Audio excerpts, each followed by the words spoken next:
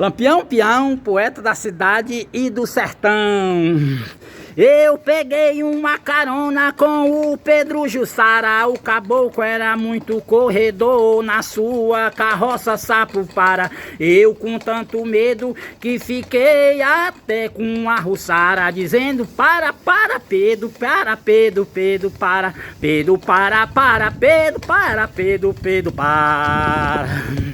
Quanto mais eu mandava o Pedro parar, mais aquela jubirá que ele queria acelerar. Aí eu fiquei assim igual uma pobre de uma arara, dizendo para Pedro, Pedro para Pedro, Pedro, Pedro para Pedro, Pedro para Pedro, para Pedro, Pedro para.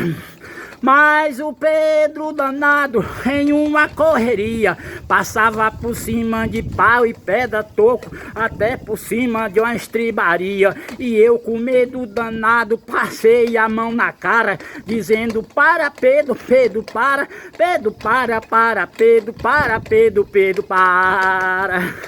Mas quando eu mandava o Pedro parar, mas o Pedro sem futuro começava a acelerar. O carro já estava tombando em tempo de bater dentro de um pé de cacara. E eu dizendo para Pedro, Pedro, para Pedro, para Pedro, Pedro, para Pedro, Pedro, para.